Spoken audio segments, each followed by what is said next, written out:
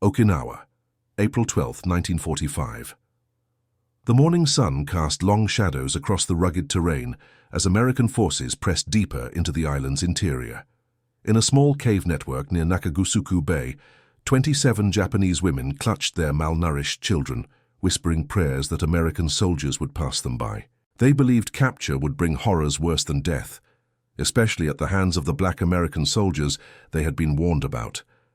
Little did these women know that within weeks, these same feared men would become their children's saviors, forever changing how they viewed both their enemy and their own country's propaganda. Before we dive into this story, drop a quick hi in the comments and tell me where you're watching from. It really helps support the channel. This is the untold story of how fear, born from decades of propaganda, crumbled in the face of compassion when a segregated medical unit of African American soldiers became responsible for treating Japanese civilian women and children in the closing months of the Pacific War. Lieutenant Masako Tanaka had once served as a nurse in the Imperial Japanese Army. Now at 32, she found herself leading a group of civilian women and children hiding in Okinawa's limestone caves. Her medical training had been her ticket to respect in Japan's hierarchy, but now it merely made her the default guardian of these 17 women and 10 children. Their husbands and fathers were either dead or fighting with the Japanese 32nd Army elsewhere on the island.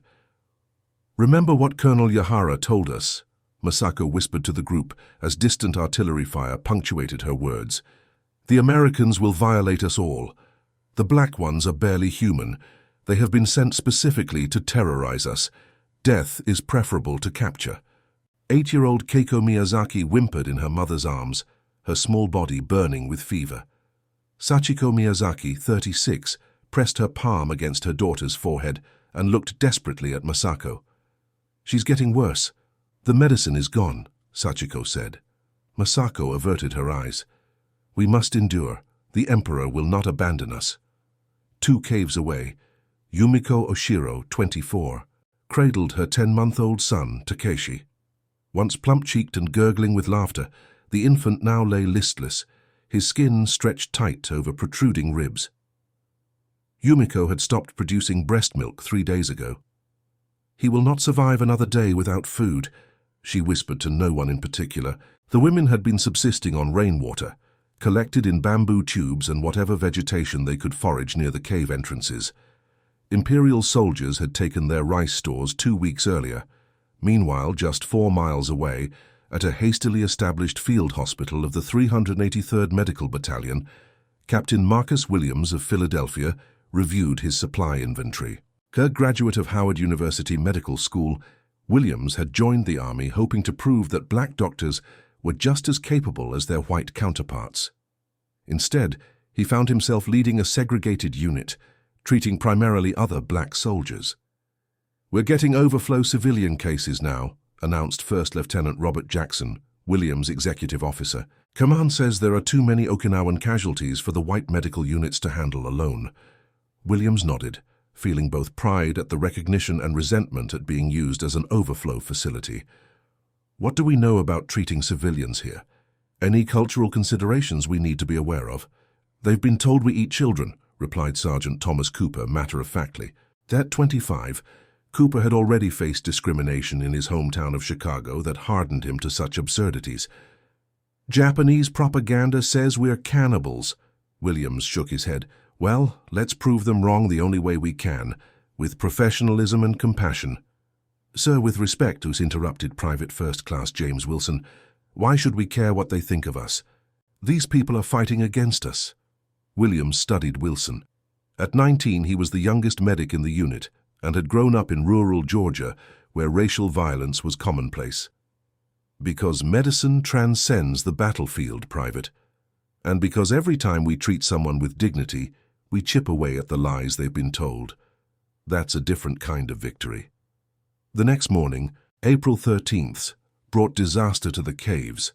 A squad of American infantry from the 7th Division discovered the entrance during a routine patrol. Sachiko Miyazaki's daughter, Keiko, had been coughing loudly enough to be heard from outside. Corporal David Miller of Idaho called into the cave in broken Japanese. "Come out, we won't hurt you, you need medical attention." Inside, panic erupted. Two women produced ceramic hand grenades, prepared to commit suicide rather than face capture. Masako knocked one from a young mother's hand. "No! Think of your child!" she hissed. "What should we do?" asked Yumiko, clutching her dying infant. Masako closed her eyes briefly. Her training as a nurse warred with her indoctrination as a Japanese citizen. Finally, she made her decision. "We surrender for the children's sake. But remember your training, reveal nothing. If they separate us from the children, we all know what must be done." Each woman understood that suicide remained preferable to certain fates. Slowly, they emerged from the caves, blinking in the harsh sunlight. The American soldiers were startled by their appearance, emaciated, filthy, and terrified. Through a Nisei interpreter, they learned that several children were critically ill. "They need immediate medical attention," the interpreter told Corporal Miller. "Nearest aid station?" "The 383rd is closest," Miller replied, consulting his map. The interpreter hesitated. "Sir, that's the colored unit." Miller looked at the dying children. "It's the closest medical facility. Radio ahead and tell them we're bringing in civilians, women and children." At the 383rd's field hospital, Captain Williams received word of incoming civilians and assembled his team. The unit had treated Okinawan civilians before, but never Japanese women and children. "They're going to be scared," he told his staff. "Remember your training. Slow movements, calm voices."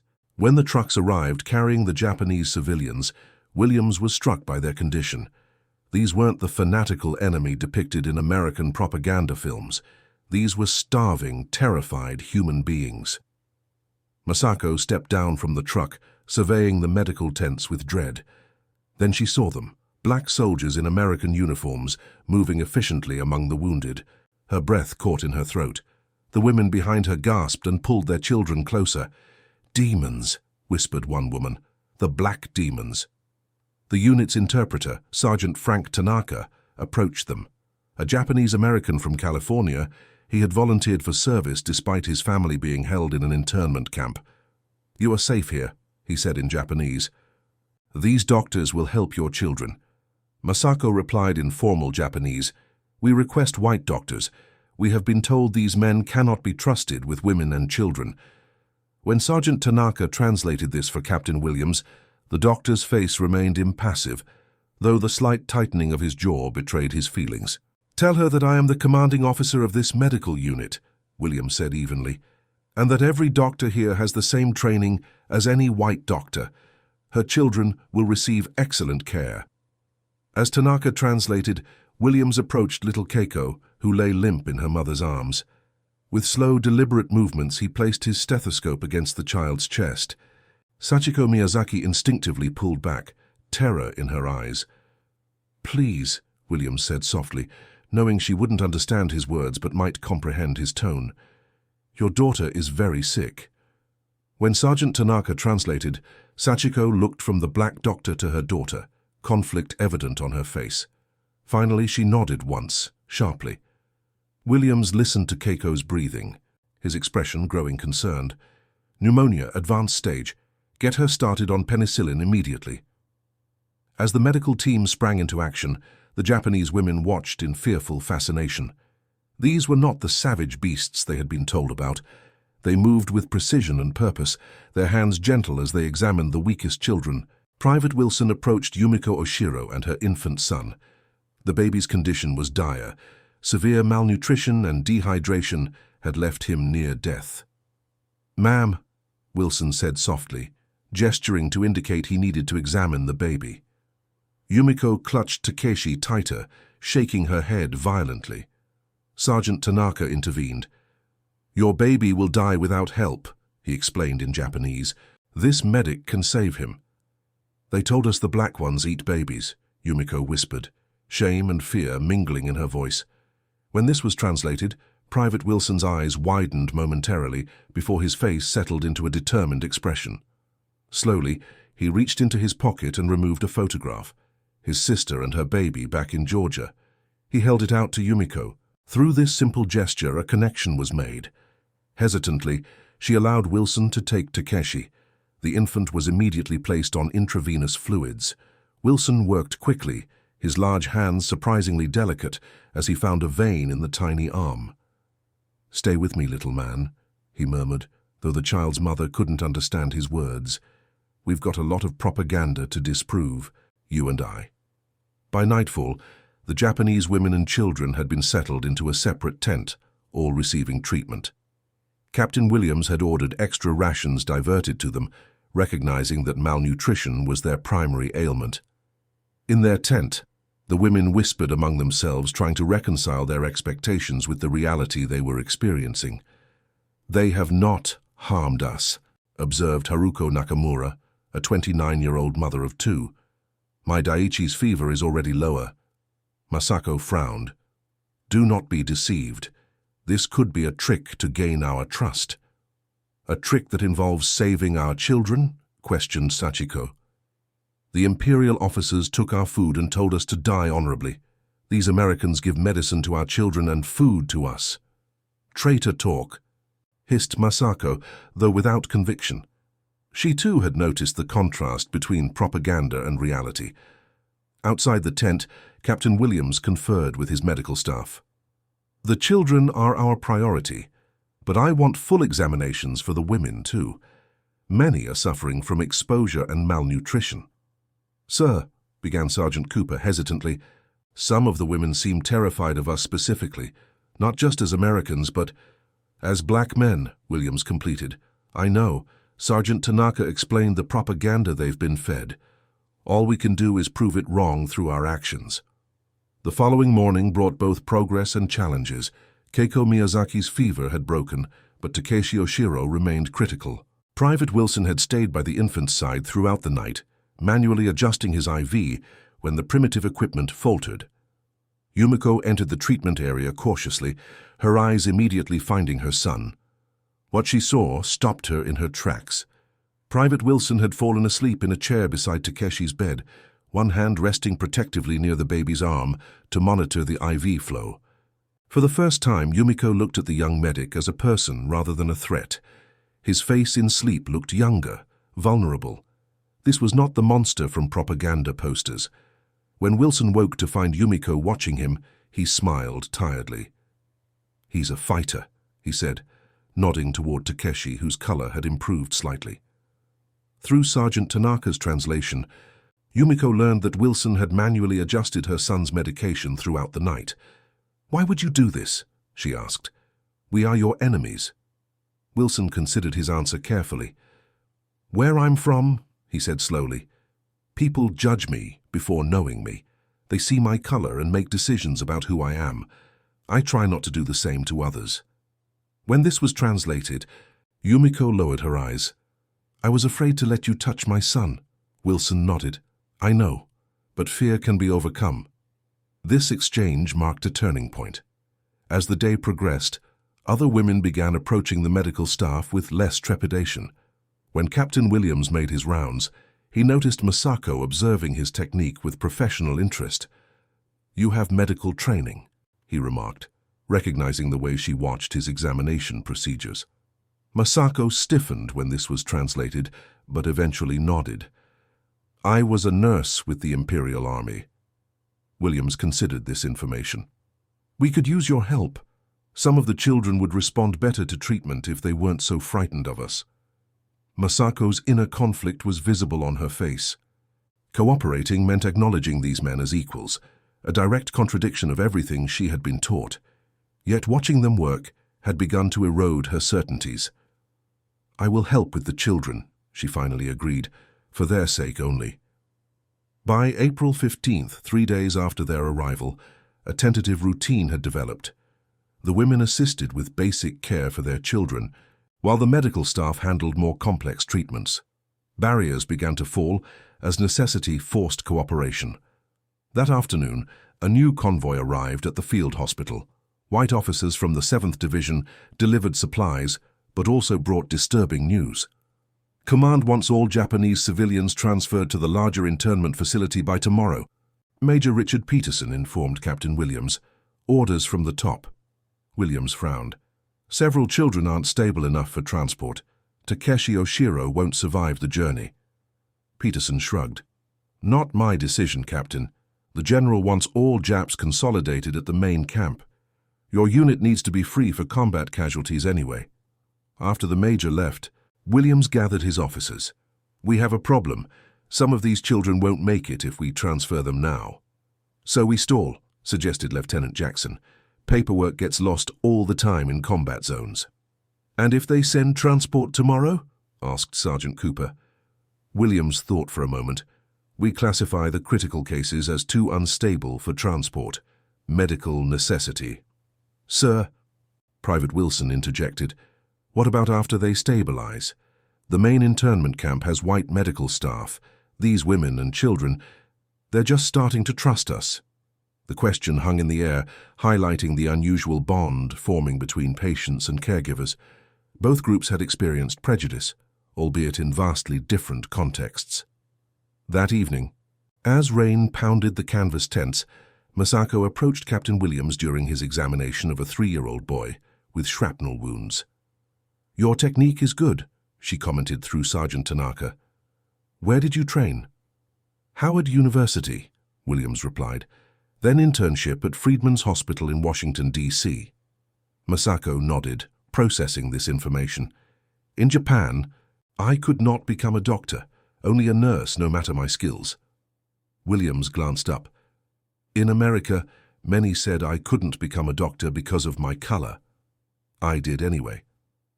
This simple exchange revealed parallel struggles across enemy lines. Both had fought systems that predetermined their worth based on immutable characteristics. Their conversation was interrupted by commotion from the critical care tent. Takeshi had stopped breathing. Williams and Masako rushed to find Private Wilson performing rescue breathing on the tiny infant. Yumiko stood frozen in horror nearby.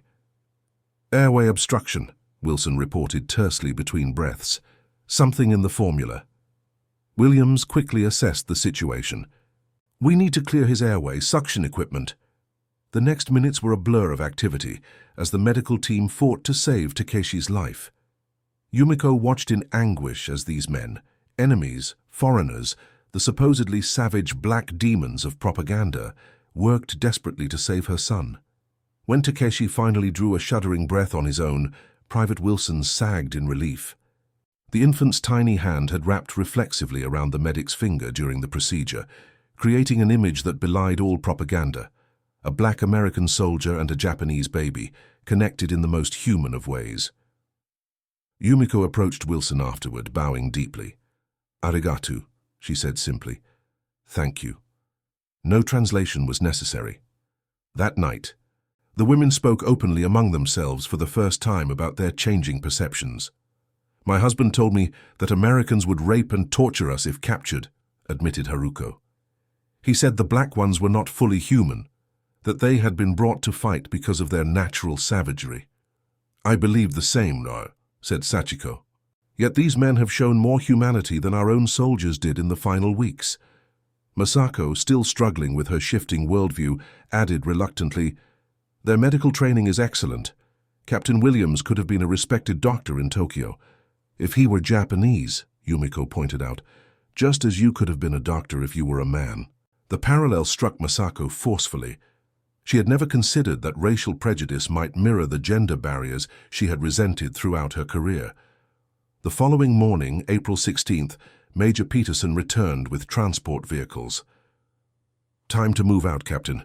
We need these civilians transferred to the main camp today. Williams stood his ground. 3 children remain critical, sir. Moving them would violate medical ethics and likely result in their deaths. Peterson's expression darkened. This isn't a request, Captain. It's an order. Then I respectfully request you put that order in writing, sir, Williams replied evenly. Specifically, I need documentation that you're ordering the transfer of patients against medical advice, with acknowledgement of likely fatalities. The Major hesitated. No officer wanted his signature on orders that might later be scrutinized for potential violations of the Geneva Convention. You have 48 hours to stabilize them, Peterson finally conceded. Not a minute more. After he left, Lieutenant Jackson approached Williams. That was risky, sir. Necessary, Williams replied. But now we have just 2 days to get these kids ready for transport. The medical team redoubled their efforts, working around the clock. The Japanese women, now active participants in their children's care, worked alongside them. During this intense period, cultural exchanges happened naturally. Private Wilson learned that Takeshi's name meant warrior and proudly reported each small improvement as evidence of the baby living up to his name. Sergeant Cooper taught some of the older children simple card games, while they in turn showed him origami techniques using discarded medical paper. Captain Williams and Masako developed a professional rapport, discussing medical techniques and occasionally sharing details of their training. During one such conversation, Williams mentioned the segregation of American military units. "You mean you are separated from white doctors?" Masako asked, surprised. "But you wear the same uniform." "America has its own contradictions," Williams explained. "We fight for freedom abroad while facing discrimination at home." This revelation profoundly affected Masako. She had been raised to believe in the absolute superiority of Japanese culture and the inherent barbarity of Westerners, particularly Black Americans. Yet here was a man who faced prejudice within his own country, still working to save Japanese children with dedication and skill. By April 17th, most of the children had improved significantly. Even Takeshi showed remarkable progress, now able to take formula without difficulty. Private Wilson had taught Yumiko how to properly dilute the military-supplied formula for an infant Takeshi's age. However, tensions rose when news arrived that Imperial Japanese forces had launched a desperate counter-offensive nearby. The sounds of battle drew closer, and the field hospital prepared for an influx of American casualties. "If combat casualties start arriving, we'll have to prioritize them," Lieutenant Jackson warned. Williams nodded grimly. "Have the women and stable children ready for transport tomorrow. We'll keep only Takeshi and the 2 most critical cases." When this plan was translated to the Japanese women, their reaction surprised the medical staff. Instead of relief at being transferred to a larger facility, many expressed reluctance to leave. "The white soldiers at the main camp," Sachiko asked hesitantly, "will they treat us as you have?" The question highlighted the trust that had developed in just 5 days. These women, who had initially recoiled at the sight of black soldiers, now feared being separated from them. That evening, as artillery fire illuminated the horizon, Yumiko approached Private Wilson, where he sat checking Takeshi's vitals. "In Japan," she said through Sergeant Tanaka, "my husband was a teacher. He told our neighbors that Americans were devils, that black Americans were worse than devils." She paused, watching Wilson's face. He was wrong. Wilson looked down at Takeshi, now sleeping peacefully. "Many people are wrong about many things during war." "If Japan had won," Yumiko continued, "would you have treated my son the same way?" The question caught Wilson off guard. "I'd like to think medicine transcends borders," he finally answered. "But honestly, I don't know. It's easier to be compassionate from a position of power." This honest acknowledgement resonated with Yumiko. "When this war ends," she said softly, "I will tell Takeshi the truth, that his life was saved by an American who could have chosen hatred but offered healing instead." As night fell on April 17th, the patients settled in for what would likely be their last night at the 383rd Field Hospital. The following day would bring transfer for most and continued treatment for only the most critical cases. What no one anticipated was the mortar attack that would strike just before dawn, changing everything. The first explosions jolted everyone awake at 4:17 a.m.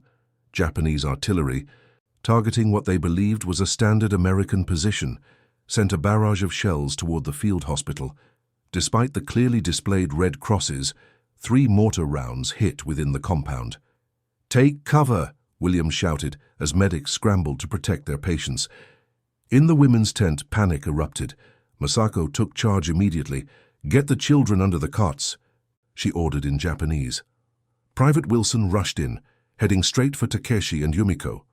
"We need to move to the bunker," he urged, gesturing toward the reinforced medical supply dugout. Outside, chaos reigned as wounded began arriving simultaneously with the attack. American soldiers caught in the same barrage that had hit the hospital. Captain Williams made split-second decisions, directing patients to shelter while organizing his medical teams. Critical patients to the bunker, walking wounded to Trench 3. Masako appeared at his side, her nurse's instincts overriding everything else. "I can help," she said simply.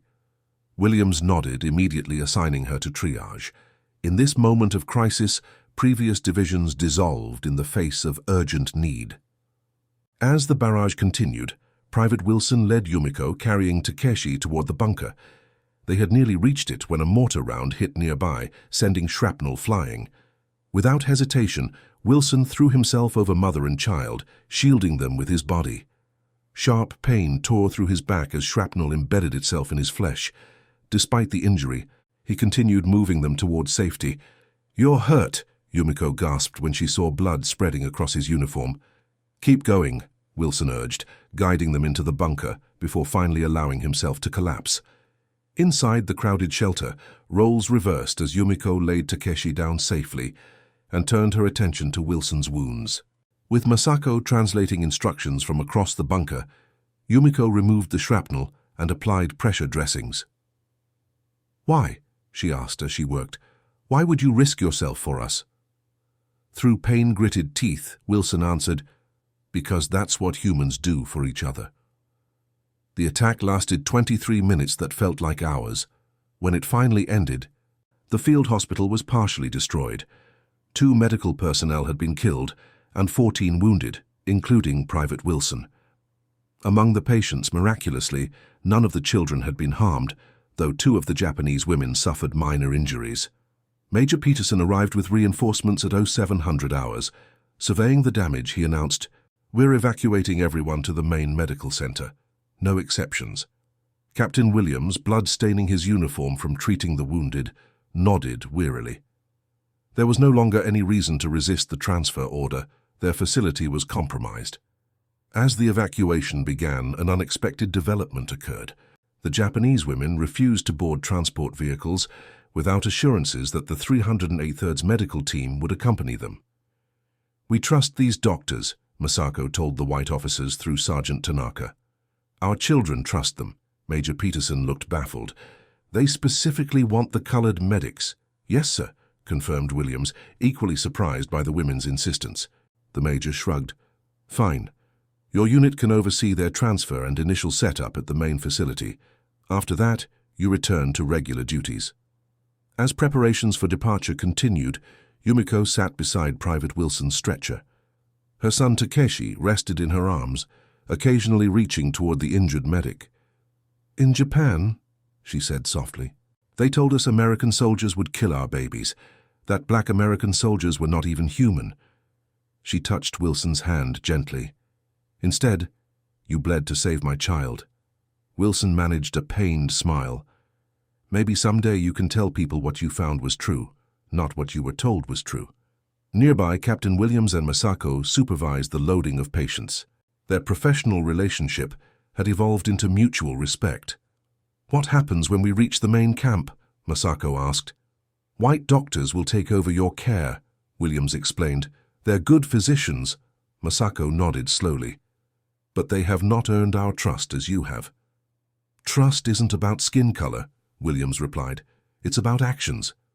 "A lesson I had to learn," Masako acknowledged. "One I will not forget." As the convoy prepared to depart, Williams surveyed his unit with pride. These men, segregated and often dismissed by their own military, had broken through barriers of propaganda, fear, and hatred through simple human compassion. The trucks departed in a cloud of dust, carrying patients and medical staff toward the larger American facility. No one could predict what awaited them there, but something fundamental had changed. 27 Japanese women who had once trembled at the sight of black American soldiers now entrusted these same men with their children's lives. For Captain Marcus Williams, this transformation represented a victory more significant than any territorial gain. Through medicine, his unit had conquered not just illness, but the poison of prejudice, demonstrating that humanity's capacity for compassion could transcend even the deepest indoctrination. As their trucks rumbled toward an uncertain future, The dawn light revealed American and Japanese faces side by side, united by shared humanity in a world torn apart by war. The journey ahead would not be easy, but the first steps toward understanding had already been taken, steps that would continue to echo long after the guns of war fell silent. The main American field hospital at Camp Kingsland, Okinawa, April 18, 1945. A sprawling complex of white tents and hastily constructed wooden structures housed over 300 wounded soldiers and civilians. Unlike the intimate setting of the 383rd Field Hospital, this facility operated with the cold efficiency of a military machine. White doctors in pressed uniforms moved briskly between rows of patients, while armed guards patrolled the perimeter of the civilian section. For the Japanese women arriving from Captain Williams' unit, the contrast was immediate and jarring. Sachiko Miyazaki clutched her daughter Keiko's hand as they descended from the transport truck. "Stay close to me," she whispered in Japanese. The little girl, still weak but vastly improved, pressed against her mother's side as they faced the imposing new surroundings. Behind them, medics carefully unloaded the stretcher carrying Private Wilson. His back wounds, while not life-threatening, had been severe enough to warrant transfer alongside his patients. Yumiko Oshiro walked beside the stretcher, holding Takeshi in one arm, while her other hand rested briefly on Wilson's shoulder, a gesture of concern that would have been unimaginable just days earlier. Captain Williams supervised the transfer, his face masking concern. Though Major Peterson had authorized his unit to oversee the initial transition, Williams knew their time together would be limited. Army regulations were clear. Segregated units had specific assignments, and the 383rd would soon be ordered back to their primary duty of treating black troops.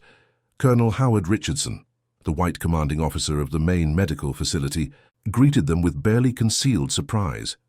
"You actually brought your medical personnel with the Japanese civilians?" he asked Major Peterson, glancing at Williams and his men. "They insisted," Peterson replied with a shrug. "Apparently these women won't let anyone else touch their children." Richardson raised an eyebrow. "Curious. Well, they'll adjust. We'll take it from here." "Sir," Williams interjected respectfully, "several cases require specific ongoing treatments. If I could brief your medical staff on their conditions—" "Of course, Captain," Richardson interrupted. "You can speak with Captain Miller. He'll be taking over their care." Masako Tanaka, observing this exchange, stepped forward. When Sergeant Tanaka translated Richardson's words, she responded firmly. "We request that Captain Williams' team continues our treatment." Richardson smiled thinly when this was translated. "I'm afraid that's not possible. This facility has established protocols. Captain Williams and his men have their own duties elsewhere." When Sergeant Tanaka conveyed this to Masako, her face hardened. "Then I must speak with Captain Williams before he leaves. There are important medical details to discuss." As the Japanese women and children were processed into the civilian ward, Williams found himself in a difficult position.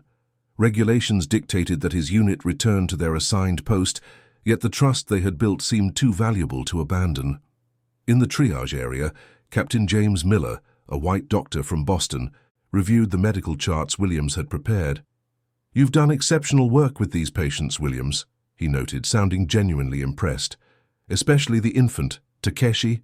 His recovery is remarkable considering his condition upon arrival." "Private Wilson deserves most of the credit," Williams replied. "He's been Takeshi's primary caregiver since they arrived." Miller glanced toward where Wilson lay on a treatment table, having his wounds redressed. "One of your men?" "Yes. He took shrapnel protecting the child and his mother during the mortar attack." Miller seemed to contemplate this information. "Interesting. We've been told the Japanese civilians typically resist treatment from American personnel." "They did initially," Williams confirmed, "especially from us. Their propaganda about black Americans was particularly vicious." Before their conversation could continue, they were interrupted by the arrival of a staff officer. "Captain Williams, Colonel Richardson requests your presence. Your unit has new orders." In Colonel Richardson's office, Williams received the news he had been expecting. The 383rd was being reassigned to a forward aid station to support an infantry push against Japanese forces in the south. "Your unit moves out at 600 tomorrow," Richardson informed him. I understand you've developed some rapport with the Japanese civilians, but that's no longer your concern. Sir, Williams began carefully, the transition would be smoother if we had a few days to— That's not possible, Captain, Richardson cut him off. We're stretched thin as it is. These women and children will receive appropriate care here. Williams recognized the finality in Richardson's tone. Yes, sir. May I have permission to brief the patients about our departure? They should hear it from us directly. Richardson considered this request before nodding. Very well, but I want your unit ready to move at dawn. Back in the civilian ward, Williams found his medics already functioning as a bridge between the Japanese women and the white medical staff. Private Wilson, despite his injuries, was demonstrating to a white nurse how Takeshi preferred to be held during feedings. He likes to be upright, not cradled, Wilson explained, and he'll fuss if the formula is too cold. The nurse, initially standoffish, seemed to soften as she observed Wilson's gentle handling of the infant. You've got quite a touch with him, she acknowledged. Nearby, Lieutenant Jackson was explaining 8-year-old Keiko's medication schedule to another staff member. She needs the penicillin every 6 hours, not 8. Captain Williams adjusted the dosage yesterday when her fever returned briefly. Williams gathered his team privately to share their new orders. The reactions were uniformly concerned. Sir, Takeshi just started responding to the new formula mixture, Wilson protested. If they switch him back, I've included all your modifications in the charts, Williams assured him. And I'll speak with Captain Miller personally about continuing your treatment protocols. Sergeant Cooper voiced what they were all thinking. These women trust us now. How do we just leave? Williams had no easy answer. The segregation that defined their existence in the military had momentarily blurred during this unusual assignment. Now, regulations were reasserting the boundaries. That evening, Williams called a meeting with the Japanese women to explain the situation through Sergeant Tanaka. The news was met with dismay. But Private Wilson understands Takeshi's needs, Yumiko objected. The new doctors. They will not know him as Wilson-san does. The white doctors are skilled, Williams assured them. They have the same training as we do. It is not about training, Masako stated plainly. It is about trust. The irony wasn't lost on anyone. These Japanese women, who had initially recoiled at the sight of black medical personnel, now preferred their care to that of white doctors. After the meeting, Masako requested a private conversation with Williams. As they walked between wards, she spoke with the directness that had become characteristic of their professional relationship. In Japan, I was taught that hierarchies are natural and necessary, she began. The emperor above all, men above women, Japanese above foreigners. When I first saw your unit, I placed you at the bottom of my understanding of order. Williams listened silently as she continued. Now I see that I was taught many things that were untrue.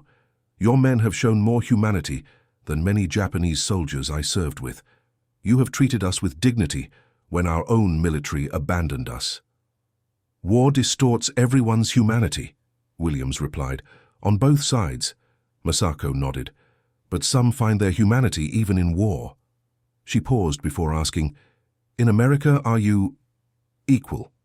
The question was pointed, and Williams considered his answer carefully. By law, increasingly so. In practice, no. America has its own hierarchies, some written in policy, others in custom. Yet you fight for your country.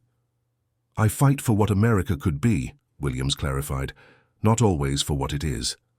Their conversation was interrupted by a commotion in the civilian ward. They rushed to find Keiko Miyazaki having a seizure, her small body rigid on the hospital cot. Williams immediately took charge, barking orders as the medical team worked to stabilize the child. Captain Miller joined them, working alongside Williams without question in the emergency. Febrile seizure, Williams diagnosed.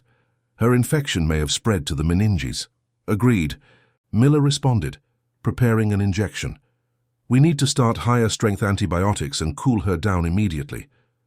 For 20 tense minutes they worked together, differences forgotten in the shared mission of saving a child's life. When Keiko finally stabilized, Sachiko stood trembling beside her daughter's bed, tears streaming down her face. Arigato, she whispered, bowing deeply to both doctors. Thank you. Miller observed this with interest, then turned to Williams. You've established impressive rapport with these patients in a short time. I'd like to understand your approach better. Williams recognized the professional respect in Miller's tone, a rare acknowledgement from a white colleague. Perhaps we could discuss their cases in detail before my unit departs. I'd appreciate that, Miller agreed. That night, an unexpected development occurred. Colonel Richardson called Williams to his office where Major General Thomas Lawson, commander of all medical operations in the sector, waited. Captain Williams, the general began without preamble, I understand there's a situation with the Japanese civilians brought in from your field hospital. Williams stood at attention. Sir? Colonel Richardson informs me that these women and children are responding significantly better to your unit than to our regular personnel. This presents both a problem and an opportunity. Richardson elaborated.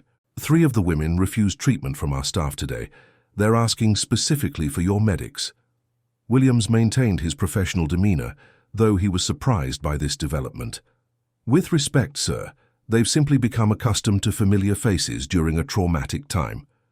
Perhaps, General Lawson said thoughtfully. Or perhaps there's something more valuable happening here.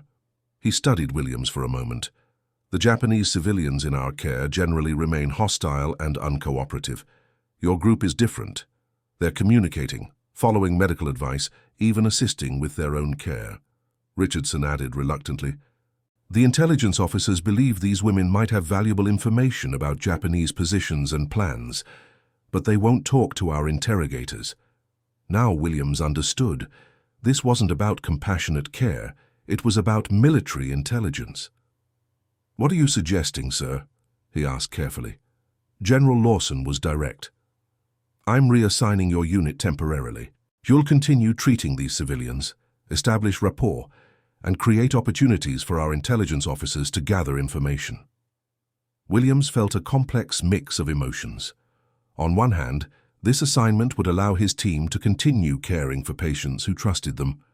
On the other, using that trust for intelligence gathering felt like a betrayal of the medical oath he held sacred. Sir, my men are medics, not intelligence operators, he replied cautiously. You won't be interrogating anyone, Captain, Lawson clarified. Simply provide medical care. Our intelligence officers will handle the rest. Williams chose his next words carefully. With respect, General, these women have begun to trust us precisely because we've treated them as patients, not enemy combatants. If they sense we're being used to extract information, General Lawson raised an eyebrow. Are you refusing an order, Captain? No, sir. I'm requesting clarification of our role. As medical personnel, we're bound by certain ethical... Your role is to follow orders, Captain, Richardson interjected sharply. General Lawson held up a hand to silence Richardson. I understand your concerns. Williams, here's my compromise. Your unit continues providing medical care without any intelligence-gathering responsibilities. However, you will not impede our interrogation officers when they visit the ward. It wasn't ideal, but it was the best outcome Williams could hope for. Yes, sir, thank you, sir. After leaving the meeting, Williams shared the news with his team. The reactions were mixed. So we're being used as bait, Sergeant Cooper said bluntly. No, Williams corrected. We're being allowed to continue providing medical care. What happens beyond that is not our responsibility. Private Wilson, still recovering from his injuries but insistent on remaining active, asked the question weighing on everyone's mind. And what if the intelligence officers use coercive methods, sir? What do we do then? It was a question Williams had been wrestling with himself. We focus on our patients, we maintain their trust, and we remember our oath to do no harm. Lieutenant Jackson nodded slowly. Walk the line between soldier and doctor. It's the only line we can walk, Williams agreed. The following morning, instead of departing for a forward aid station, the 383rd was officially reassigned to the civilian ward. When the Japanese women learned that Williams and his team would be staying, visible relief spread through the group. Yumiko immediately brought Takeshi to see Private Wilson, who was now well enough to sit up and hold the infant. The baby had gained noticeable weight, his cheeks beginning to fill out. He missed you, Yumiko said through Sergeant Tanaka, smiling as Takeshi gurgled happily in Wilson's arms. I missed him too, Wilson admitted. But look at him now, getting stronger every day. Nearby, Masako observed the scene with thoughtful eyes. She had noticed the increased presence of officers who were clearly not medical personnel visiting the ward, and her nurse's training made her suspicious of their interest. When Williams made his rounds, she confronted him directly. "These men who watch us, they are not doctors. Why are they here?" Williams didn't insult her intelligence with denials. "They're intelligence officers. They believe you may have information about Japanese military positions." Masako's expression didn't change. "And you? Is that why you stayed? To make us talk?" "No," Williams answered honestly. "My unit stayed to continue your medical care. What happens beyond that is not in my control." Masako studied him, weighing his words. "In Japan, doctors sometimes serve the military's interests above their patients. Is it the same in America?" "It can be," Williams acknowledged, "but it shouldn't be. I became a doctor to heal, not to exploit." Something in his candor seemed to satisfy Masako. She nodded once before asking, "What would you do if these officers decided to use force against us?" The question was direct and dangerous. Williams chose his words carefully, aware that his answer could have serious consequences. "Medical ethics don't change during wartime. My duty is to my patients first." This subtle acknowledgement of where his loyalties would lie in such a scenario seemed to reassure Masako. She changed the subject, returning to medical matters, but the unspoken understanding between them remained. Over the next several days, a routine developed. The 383rd provided medical care during the day, while intelligence officers observed and occasionally interviewed the women through interpreters. The questioning remained respectful, largely because Williams or his staff were always present, creating an unspoken barrier against harsher methods. On April 21st, Captain Miller approached Williams after completing rounds together. Their professional relationship had evolved into a cautious collegiality, unusual between white and black officers. "Your treatment protocols for these patients have been remarkably effective," Miller noted, "particularly with the children. I'd be interested in implementing similar approaches with our other civilian patients." Williams recognized this as the professional compliment it was intended to be.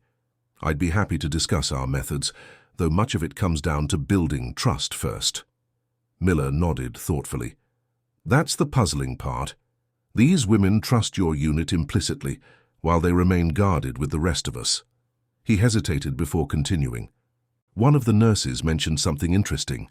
Apparently, Japanese propaganda specifically targeted black Americans. Is that true?" "Very much so," Williams confirmed. "According to Sergeant Tanaka's translations, they were told we were cannibals, savages who would especially target women and children." Miller appeared genuinely disturbed by this information, yet they've completely reversed that perception in less than 2 weeks. "When reality contradicts propaganda persistently enough, people adjust their beliefs," Williams suggested. "These women have watched us care for their children day after day. Actions speak louder than indoctrination." Their conversation was interrupted by the arrival of an intelligence officer, Lieutenant Warren, who had been consistently frustrated by the women's limited cooperation. "Captain Williams," Warren began without preamble, "I need to speak with you about patient access." Williams excused himself from Miller and followed Warren to a quiet corner of the ward. "Your medics are too present," Warren stated bluntly. "Every time we attempt to question these women, one of your men is hovering nearby. It's interfering with our work." "My men are monitoring their patients, Lieutenant," Williams replied evenly. "That's their job." Warren's voice lowered. "Let's be clear, Captain. Your unit's assignment here is temporary and conditional. If you can't facilitate our objectives, I can have you reassigned immediately." Williams stood his ground. "General Lawson was explicit about our role. We provide medical care. You handle intelligence gathering. If those functions conflict, that's not my concern." The lieutenant's face reddened. "Do you understand what's at stake here? These women may have information that could save American lives. And as their physicians, we're responsible for their lives," Williams countered. "That responsibility doesn't change based on military convenience." Warren left in evident frustration, but Williams knew the matter wasn't settled. The tension between medical ethics and military necessity had always existed in war, but rarely had it been so personal for him. That afternoon, a troubling incident occurred. 8-year-old Keiko Miyazaki, now recovered from her seizure, was playing with several other children when she apparently overheard something that upset her deeply. She ran to her mother in tears. When Sachiko brought her to Williams, the child was trembling. Through Sergeant Tanaka's translation, Keiko explained that she had heard 2 white officers discussing plans to separate the children from their mothers for individual questioning. They said children tell the truth more easily, Keiko reported, clinging to her mother. Williams immediately sought out Captain Miller, who seemed genuinely unaware of such plans. "I'll speak with Colonel Richardson," Miller promised. "This isn't standard procedure." That evening, Williams called an emergency meeting with his team. "The situation is escalating," he informed them. "Intelligence is getting impatient with the women's limited cooperation." "What do they expect?" Lieutenant Jackson asked incredulously. "These are civilians, not military personnel. Most probably know nothing of strategic value." "Logic isn't driving this," Williams replied. "It's desperation. The campaign isn't progressing as quickly as Command hoped, and they want any advantage they can get." Private Wilson, who had developed the closest bond with the Japanese families, voiced the concern they all shared. "So what happens when they decide to use more aggressive methods, sir?" Williams had been wrestling with this question since their reassignment. "We adhere to medical ethics no matter what." The implications hung in the air. If intelligence officers employed coercive methods, the 383rd would be placed in the impossible position of choosing between military obedience and medical ethics. Later that night, Masako approached Williams during his evening rounds. She spoke softly, ensuring nearby guards couldn't overhear. "Captain, we must speak honestly. The women are frightened. We have seen the intelligence officers growing impatient." Williams nodded grimly. "I know. I'm doing what I can to ensure proper treatment." Masako hesitated before continuing. "Some of the women do have information. Husbands or brothers in the Imperial Army told them about supply routes, fallback positions. But they fear what will happen if they share this knowledge." Williams understood her implied question. "I can't make promises about how that information would be used, but I can tell you that cooperation typically results in better treatment." "And our children, will they remain with us?" "As long as I'm responsible for this ward, yes," Williams assured her, though both knew his authority had limitations. Masako considered this before making a surprising offer. "If I could convince the women to share what they know, would you ensure it is handled humanely? That no separations occur?" Williams recognized the enormous trust this request represented. "I would do everything in my power. You have my word." The next morning, April 22nd, brought unexpected developments. A Japanese counterattack had hit American positions hard, causing significant casualties. The main hospital was flooded with wounded soldiers, creating both chaos and opportunity. In the midst of the emergency, Williams' unit was temporarily reassigned to assist with the influx of combat casualties. For the first time in days, the Japanese women and children were left without their trusted medical team. Lieutenant Warren seized this opportunity. When Williams returned to the civilian ward that evening, he found several women in distress. Yumiko reported through Sergeant Tanaka that Warren and his team had conducted aggressive interrogations, threatening to separate mothers from children if they didn't cooperate.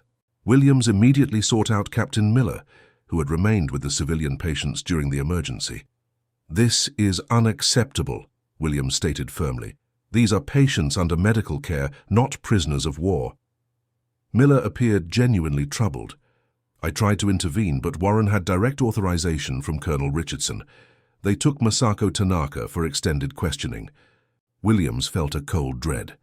Masako had been willing to help coordinate voluntary cooperation.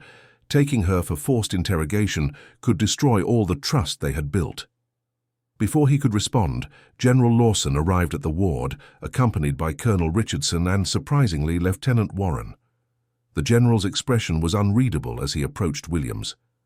"Captain, I understand there's been some tension regarding the Japanese civilians." Williams stood at attention. "Yes, sir. There have been concerns about interrogation methods used on patients under my unit's care." General Lawson nodded. Lieutenant Warren has brought me up to speed. He also shared some rather remarkable intelligence gathered today." Williams glanced at Warren, whose expression remained neutral. "It seems," Lawson continued, "that one of your patients, Masako Tanaka, has voluntarily provided detailed information about Japanese supply routes and artillery positions, information that's already been confirmed as accurate by our forward observers." This was unexpected. Williams maintained his professional composure, though questions raced through his mind. "Furthermore," Lawson added, "she indicated that this cooperation came as a direct result of the trust established by your medical team, specifically by your personal assurance that the women and children would be treated humanely." Warren finally spoke up. "Captain Williams apparently has quite an influence on these civilians. They trust his word more than they fear imperial consequences." General Lawson studied Williams thoughtfully. "It seems your approach has succeeded, where traditional interrogation methods failed. Tanaka has convinced several other women to share what they know, on the condition that your unit remains responsible for their care." Colonel Richardson appeared distinctly uncomfortable with this development. "General, while the intelligence is valuable, allowing enemy civilians to dictate terms is highly irregular." "Results matter, Colonel," Lawson replied firmly, "and Captain Williams's unorthodox methods have produced results." He turned back to Williams. "Your unit will maintain primary responsibility for these patients. Lieutenant Warren's team will conduct interviews only with your approval and presence." It was a stunning reversal, one that acknowledged the value of trust and humane treatment, not just on ethical grounds, but on practical ones as well. "Thank you, sir," Williams responded. "May I ask about Masako Tanaka's current status?" "She's being returned to the ward now," Lawson assured him. "And, Captain, the information she provided will likely save hundreds of American lives. Your approach may have unconventional, but it's proven effective." After the officers departed, Williams found Masako being escorted back to the civilian area. She appeared physically unharmed, but emotionally drained. "I told them what I knew," she said simply when they were alone, "and what others were willing to share." "You didn't have to do that," Williams replied. "Yes, I did," Masako countered. "It was the only way to protect the children and—" She hesitated. "Perhaps it will help end this war sooner." Williams nodded, understanding the complex calculation she had made, weighing loyalty to her country against the immediate safety of those in her care. "They kept their word," Masako added. "No separation, no harsh methods. They respected the agreement you made." In the days that followed, a new equilibrium developed. The Japanese women provided information voluntarily, while the 383rd continued their medical care. What began as a reluctant military arrangement evolved into something more, a demonstration that compassion could sometimes succeed where coercion failed. By April 30th, most of the children, including Takeshi, had recovered sufficiently to be classified as healthy. Military administrators began discussing transferring the civilians to a more permanent internment facility on the secured portion of the island. Private Wilson, now fully recovered himself, spent his final days with Takeshi, teaching Yumiko how to prepare formula with limited resources and recognize signs of common childhood ailments. "He's strong now," Wilson told her proudly, as the baby gripped his finger. "Keep him eating regularly, and he'll be running around before you know it." Yumiko nodded, fighting back tears. "In Japan, before the war, I worked as a kindergarten teacher. I know children are resilient, but without you." She left the sentence unfinished. Wilson understood. "You would have found a way. Mothers always do." "Perhaps," she acknowledged, "but now I will remember that kindness can come from unexpected places. This is what I will teach my son." On May 2, 1945, orders arrived for the civilian transfer. The 383rd would return to its original assignment, supporting combat operations. As the women and children prepared for departure, Captain Williams conducted final examinations and completed their medical records. Masako assisted him, having resumed her nursing role within the group. "What will happen to us now?" she asked. "You'll be moved to a civilian camp on the secure side of the island," Williams explained. "The war is still ongoing, but Okinawa's southern portion is increasingly under American control." Masako nodded thoughtfully. And after the war? It was a question without easy answers. Even Williams didn't know what American occupation of Japan might entail. Reconstruction will come eventually, he offered. Japan will rebuild. Some things should not be rebuilt, Masako replied. Some beliefs should remain broken. The morning of departure brought unexpected emotions for everyone. The medical team of the 383rd lined up to say goodbye to patients who had, against all odds, become something more than enemy civilians. Private Wilson held Takeshi one last time, the infant now healthy and alert, bearing little resemblance to the malnourished baby who had nearly died in his care. "You take care of your mama," he told the child softly, "and remember that people aren't always what you're told they are." Yumiko bowed deeply. "We will not forget," she promised. Then, with a courage born of new understanding, she embraced Wilson, a gesture that transcended both military and cultural boundaries. Captain Williams and Masako exchanged professional handshakes, though their eyes conveyed deeper respect. "You were the bridge," Masako told him, "between what we feared and what we found to be true." "We all were," Williams replied.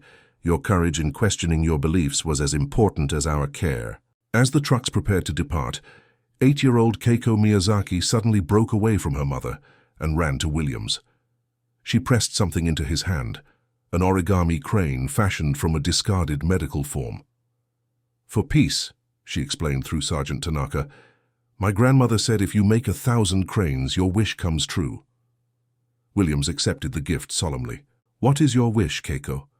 The child thought for a moment before answering with simple clarity, "That people will see each other as people." The trucks departed under the warm Okinawan sun, carrying women and children who had arrived as terrified enemies and left as something far more complex. Human beings who had experienced the collapse of lifelong prejudice through direct contradiction. The 383rd Medical Battalion resumed its assigned duties, treating wounded American soldiers as the battle for Okinawa ground toward its bloody conclusion. Yet something had changed for these men as well. They had experienced briefly what it meant to be judged by their actions rather than their appearance, to have fear transformed into trust through their own compassion and competence. Captain Marcus Williams kept Keiko's paper crane in his breast pocket through the remainder of the war. Years later, as a practicing physician in Philadelphia, he would tell this story to medical students struggling against prejudice and limited opportunities. "Medicine can heal more than bodies," he would tell them. "Sometimes it can heal minds poisoned by hatred. Sometimes it can bridge worlds." In 1955, a decade after the war ended, Dr. Williams received an unexpected letter from Japan. It contained a photograph of a young boy in a school uniform, standing proudly beside his mother. The back of the photograph read simply, "Takeshi Oshiro, age 11. He knows the truth of who saved him." Accompanying the photo was a newspaper clipping about a cultural exchange program between Japanese and American medical professionals, a program co-founded by a former Imperial Army nurse named Masako Tanaka, who was quoted as saying, "Healing transcends borders, politics, and prejudice. This is what the war taught those who were willing to learn." The final paragraph mentioned Tanaka's unconventional approach to medical training, which emphasized that care provided with humanity can overcome the deepest fears and most entrenched beliefs.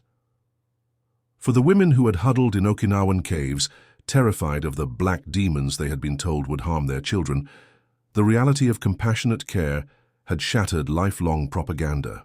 For the black American medics who treated them, the experience demonstrated that their skills, dignity, and humanity could transcend even the barriers of wartime enmity. In a war defined by dehumanization, their story stood as a testament to the power of seeing the person behind the propaganda, a lesson that would echo through generations on both sides of the Pacific. And that concludes our story. If you made it this far, please share your thoughts in the comments. What part of this historical account surprised you most? Don't forget to subscribe for more untold stories from World War II, and check out the video on screen for another incredible tale from history. Until next time.